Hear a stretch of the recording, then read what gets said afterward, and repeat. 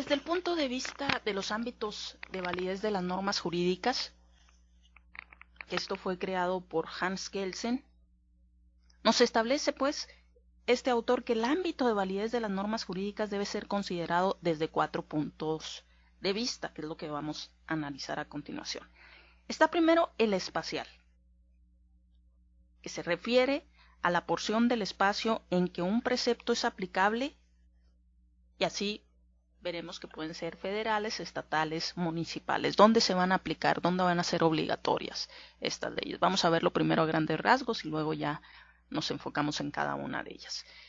Tenemos también el ámbito temporal de validez, que su mismo nombre ya nos da una idea de lo que se refiere. ¿Cuál es el tiempo que va a estar vigente una norma jurídica? ¿A partir de qué momento va a empezar su vigencia?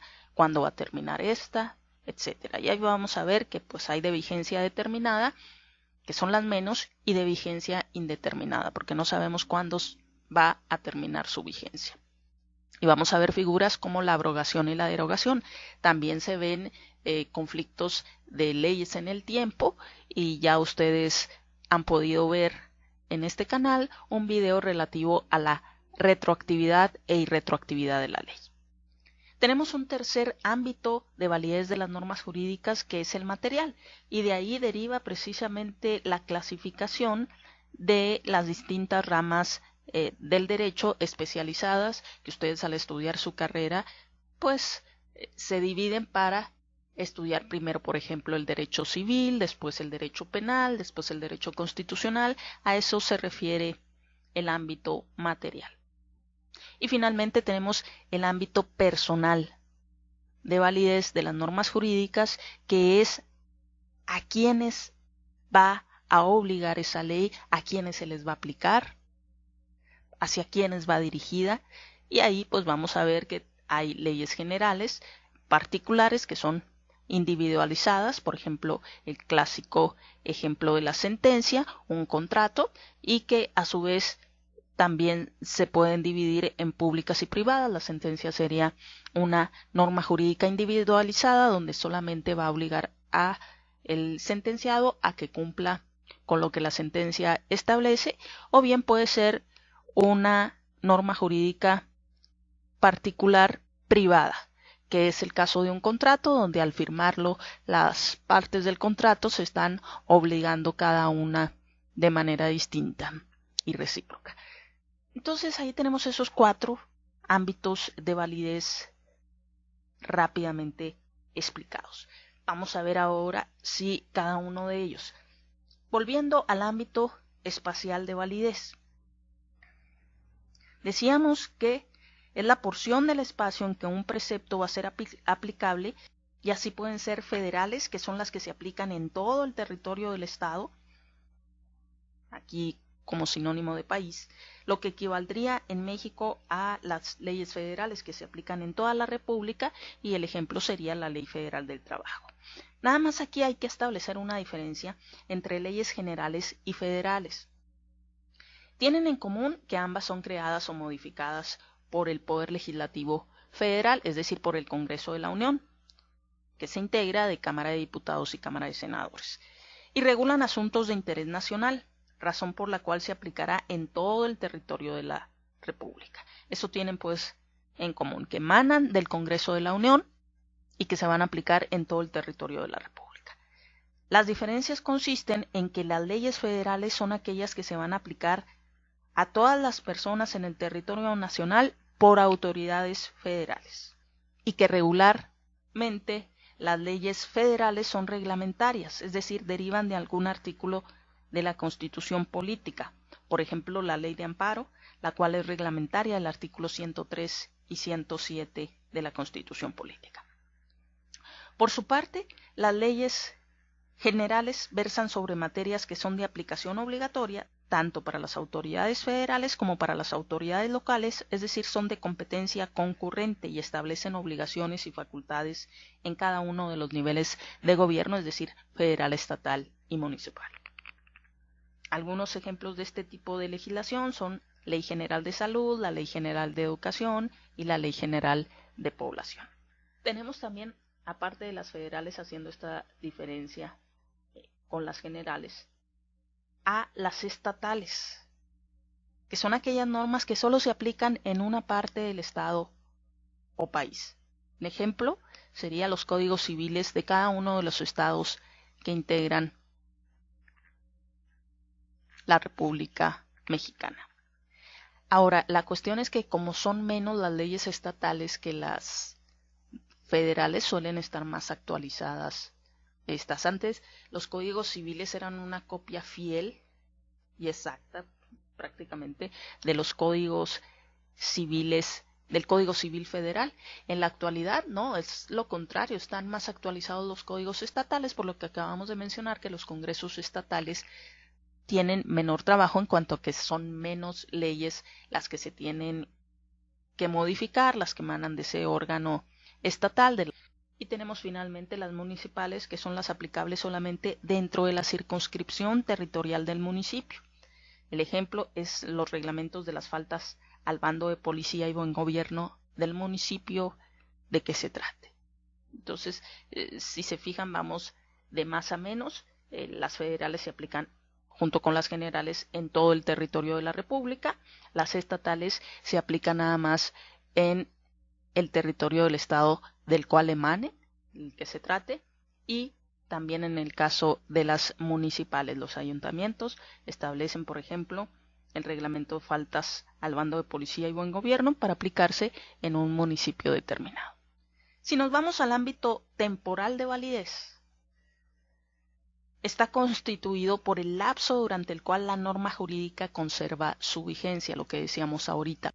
¿Cuándo va a empezar la vigencia de esta ley? ¿Cuándo va a terminar? Bueno, ahí tenemos normas o leyes de vigencia determinada, que son aquellas cuya vigencia o tiempo en el que deberán aplicarse se encuentra establecido de antemano. ¿Cuándo comienzan a ser obligatorias y cuándo dejan de serlo? El ejemplo sería la Ley de Ingresos de la Federación para el ejercicio fiscal del 2017. Porque entra en vigor el 1 de enero del 2017 para terminar el 31 de diciembre de ese año. Son de las pocas leyes que tienen su vigencia específica claramente determinada. En cambio, las que son más son las de vigencia indeterminada, que no señalan el término durante el cual estarán en vigencia. Simplemente se limitan a decirnos el día en que entran en vigor, pero no determina su finalización, como es el caso de la generalidad de las leyes en nuestro país. Solo pierden su vigencia cuando es abrogada, expresa o tácitamente.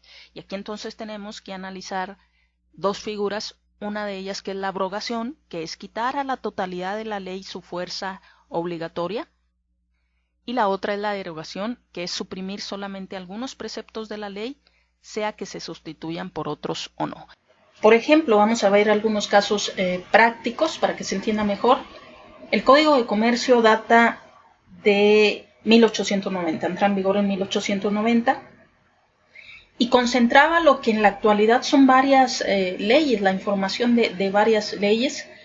Por ejemplo, tenemos el título tercero, que empezaba a partir del artículo 51 y en el que se establecía acerca de los corredores, y ahí vemos que ya en la actualidad nada más se menciona se deroga, a veces vemos derogado, significa que ahí hubo texto, pero no fue sustituido por otro, sino que se creó una nueva ley que en nuestro país se llama Ley Federal de Correduría Pública, que fue publicada en el Diario Oficial de la Federación el 29 de diciembre de 1992, y nos tenemos que remitir a los transitorios para ver cuándo entra en vigor, a los artículos transitorios que están en la parte final de las leyes, para ver cuándo van a entrar en vigor. Eso lo veremos también, lo recordaremos en otra clasificación de estas normas jurídicas. Y ahí nos dice el primero transitorio: la presente ley entrará en vigor a los 30 días de su publicación en el Diario Oficial de la Federación. Y en el segundo nos menciona: se derogan el título tercero del libro primero del Código de Comercio, que comprende los artículos 51 a 74, así como las demás disposiciones legales y reglamentarias que se opongan a lo establecido en el presente decreto. Entonces, a eso se refiere la derogación, que se quita parte del texto de una ley, sea que se sustituya por otro o no. En este caso no se sustituyó, por eso vemos las palabras se deroga, o repito, también es común ver derogado. También volviendo al Código de Comercio, ahí se encontraban reguladas las sociedades mercantiles. Posteriormente, en 1933, se expide una Ley General de Sociedades Mercantiles. ¿Qué pasó con los artículos que en el Código de Comercio regulaban a esta? Nada más se estableció, se deroga, porque no fue un texto sustituido por otro, sino que se creó una nueva ley. Repito, la Ley General de Sociedades Mercantiles. Pero también de esa misma Ley General de Sociedades Mercantiles se extrae la regulación de lo que es la sociedad cooperativa para hacerle una ley específica. Y ahí tenemos otro tipo de derogación donde se sustituye el texto por otro. En el artículo 212 nos señala: las sociedades cooperativas se regirán por su legislación especial. Esa Ley General de Sociedades Cooperativas de 1938 fue sustituida posteriormente por otra con el mismo nombre, Ley General de Sociedades Cooperativas, que es la que está en vigor actualmente y que en sus transitorios nos establece lo siguiente. Primero, la presente ley entrará en vigor a los 30 días siguientes al de su publicación en el Diario Oficial de la Federación. Segundo, se abrogan, hay esa abrogación porque había una ley anterior que va a dejar de tener vigencia.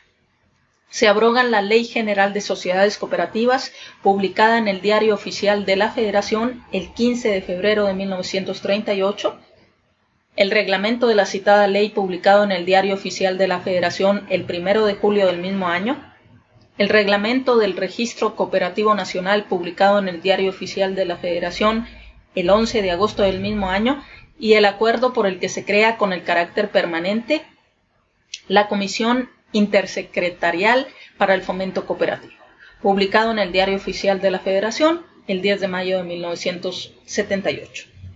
El tercero nos establece: se derogan todas las disposiciones legales y administrativas que se opongan a lo dispuesto por la presente ley. Remitiéndonos de nuevo al Código de Comercio, también regulaba a los almacenes generales de depósito, que vemos que en los artículos en que lo hacía también aparecen las palabras se deroga. ¿Por qué? Porque después se crea la Ley General de Organizaciones y Actividades Auxiliares de Crédito, que es donde se va a colocar la regulación de estos almacenes generales de depósito.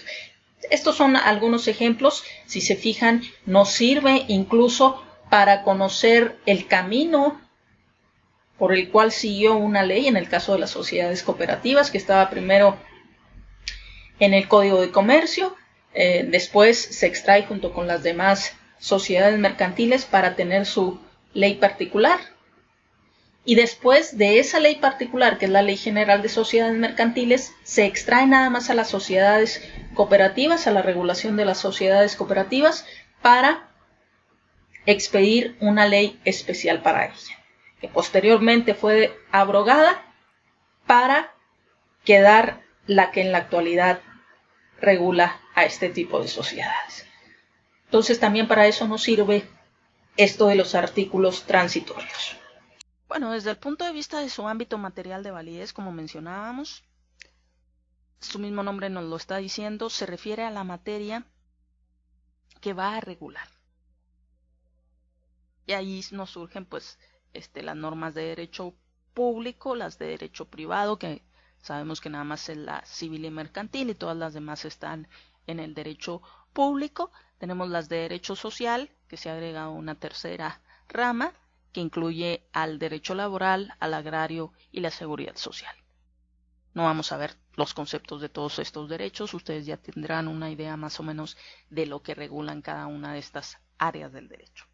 Desde el punto de vista personal, se refiere a los sujetos a quienes obliga la ley o a quienes se aplica también. Se dividen en genéricas que obligan o facultan a todos los comprendidos dentro de la clase designada por el concepto sujeto de la disposición normativa.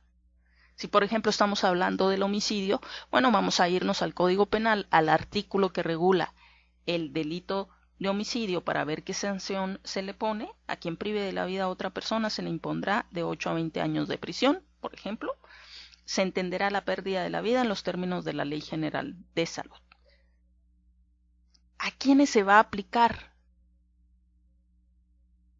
ese artículo? Bueno, a los que cometan en esas circunstancias el delito de homicidio. Se supone que a todos.